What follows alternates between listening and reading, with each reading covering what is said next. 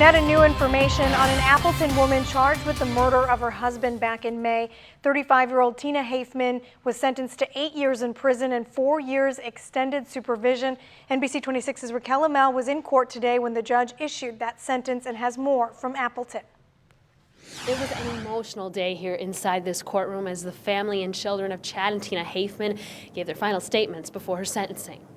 I don't want to see my mom gone. In court today, Tina's mother, 2 of her daughters, as well as the officer who responded to the murder, all taking the stand.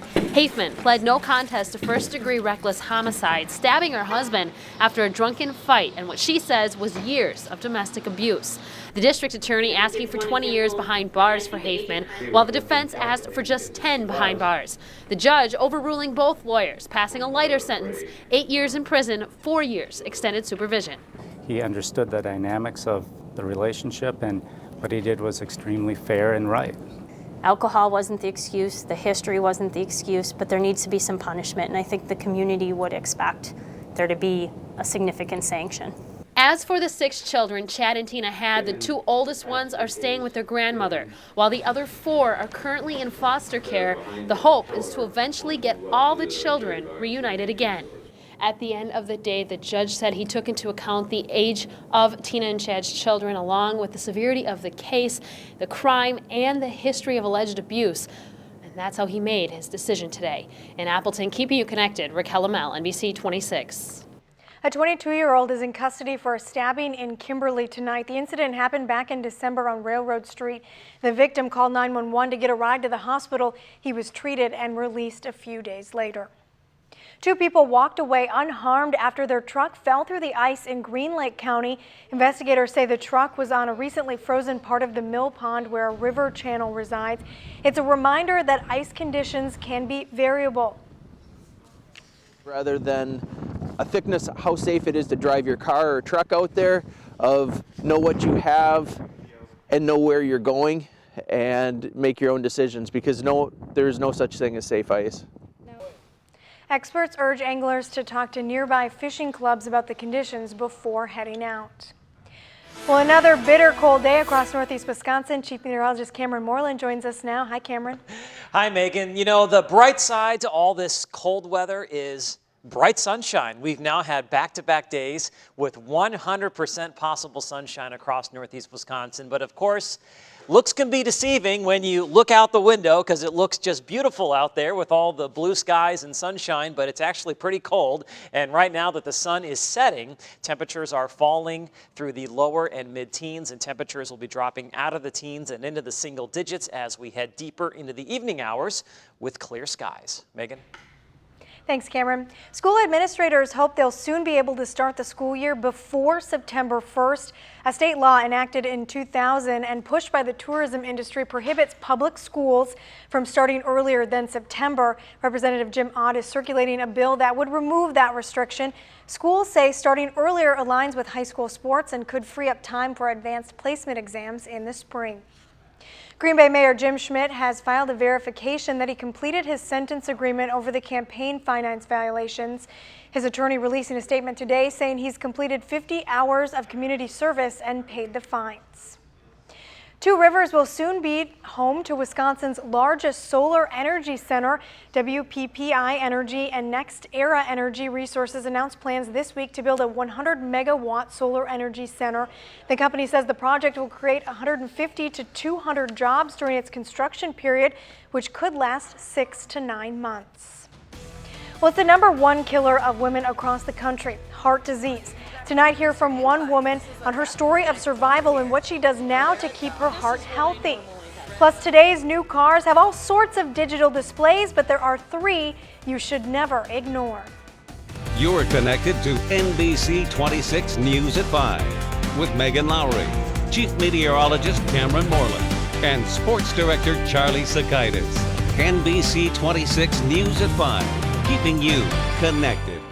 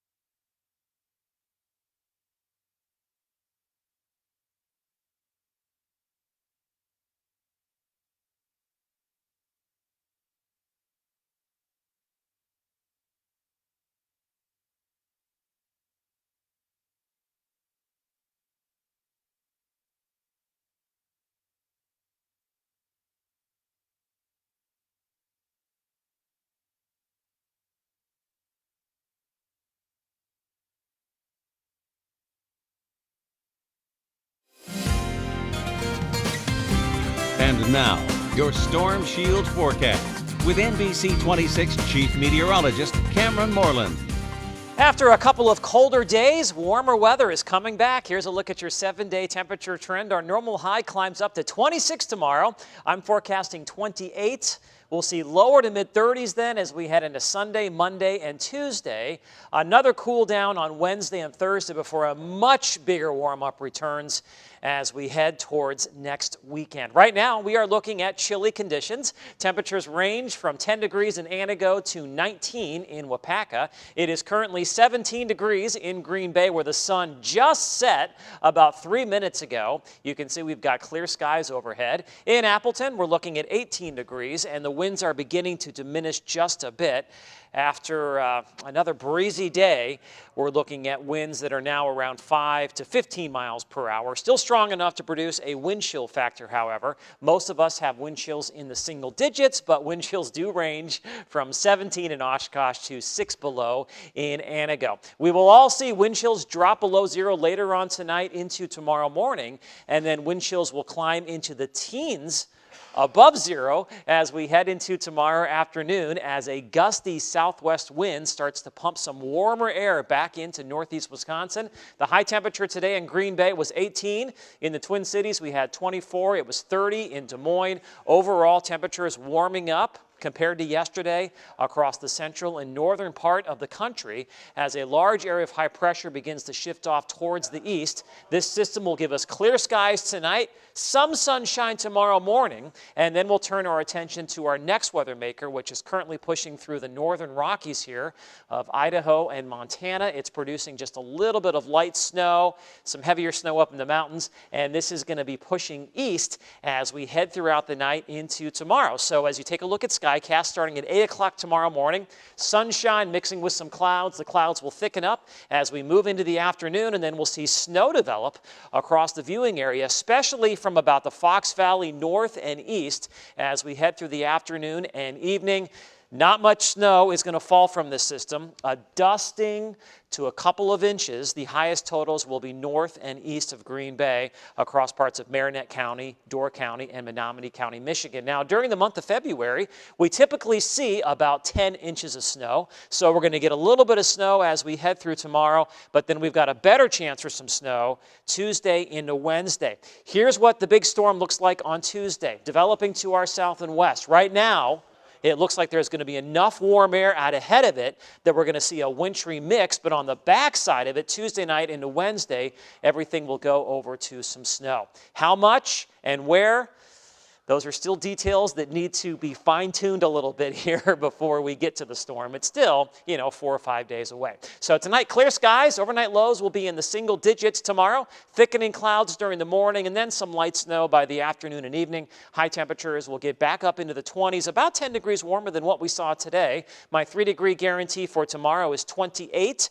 If I can hit that high within 3 degrees, we will donate $100 to Double Portion. We did that today. I forecast 18, and the actual high temperature was 18 degrees. On Sunday, maybe a lingering flurry or some patchy light snow early, sun and clouds by the afternoon, mostly cloudy and quiet on Monday. Then we'll watch that big storm roll across the Great Lakes Tuesday into Wednesday. This system is going to cause some significant weather across the upper Midwest, so it bears watching, which is something we will be doing here over the weekend. And then behind that, a shot of cold air on Thursday before much warmer weather surges back in by the time we get to next weekend. It's not a bad forecast, but if people like the cold weather and the snow, it's not great for them. No, they've enjoyed yesterday and Yes. today, and they'll enjoy next Thursday behind the big storm. Good news for them. There's Yeah. there's something for everyone in this Yes, forecast. but it looks like much warmer weather as we head into the second week of February. All right. I like that. Thanks, Cameron. right. Now let's take a look at what you'll see tonight at 6 o'clock. Stacey Gebretson joins us in the newsroom with what we're working on. Stacey? Well, Megan, the cold temperatures have sturgeon spears hoping for thick ice and great water clarity when the season opens next Saturday. We have an update on visibility and what the DNR is asking spearers to do to help researchers. Plus, the Super Bowl Sunday isn't what Packers fans had hoped for, but many will still be watching the big game. With the green and gold out, we ask, who will you be rooting for? Hear their responses and see how the Super Bowl is big business in Northeast Wisconsin. We'll have these stories and much more for you tonight on NBC 26 Live at 6. Still ahead at 5, taking care of the heart, what numbers you should know to protect yourself from heart disease.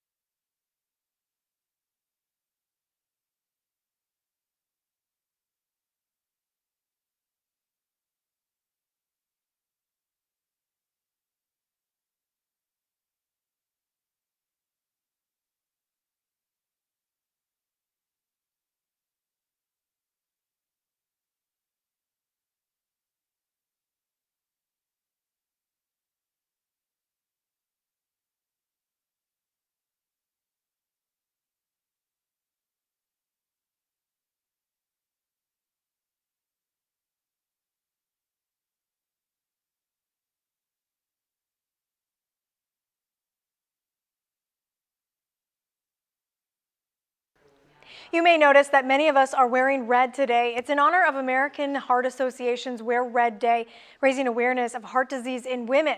NBC 26's Marissa DiCandido spoke with a heart attack survivor today, and she joins us live now with how to stay on top of your heart health. Marissa? Yeah, Megan, Colleen England was heading to a doctor's appointment in New London in 2012 when she started having chest pain and knew something was wrong. She realized she was having a heart attack. Colleen flew in Theta Star to Theta Care Regional Medical Center in Appleton, where doctors eventually saved her life. She says her heart problems were mostly hereditary, and now she continues her care in Appleton, driving there 3 times a week to exercise and stay on top of her heart health. Yes, I did. I could go anywhere that I wanted to, but I want to come here. I feel very safe here. I feel like if something would happen to me here, there would be someone that would be able to take care of me. 4 or 5 years later, sometimes emergency cardiovascular case, but Theta Care also treats those with chronic heart problems. And Megan, heart disease is the #1 killer of women. And the biggest thing that the American Heart Association says is to know your numbers: total cholesterol, good cholesterol, blood pressure, blood sugar, and body mass index. Those are the most important things to remember to keep your heart healthy. Good advice. Thanks, Marissa. Yeah. Well, as Marissa said, it is the #1 killer in women heart disease. 1 in 3 women will die from heart disease or a stroke.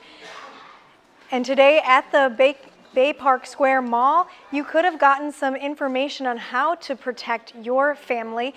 They were giving away pamphlets and were there to talk to anyone who may have problems in their family. And you can find the information that Marissa talked to by heading to our website, NBC26.com. Well, some kids got to show off those pearly whites after a trip to the dentist today. It's all part of the Give a Kid a Smile program. Dental Associates Green Bay Clinic giving 10 children a healthy smile. The kids received a free exam and professional cleaning. Kids with cavities can be, they can't eat as well. It may impact their diet. They may not be comfortable in school while they're trying to learn. I mean, we're just chipping at the problem, but it's very important for us to do this and to promote good oral health for kids. A recent report from the Surgeon General says more than 51 million school hours are lost each year to dental-related conditions. Well, warning signs not to ignore, why experts say there are at least 3 on your car display that you shouldn't wait to address. You're watching NBC 26 live at 5.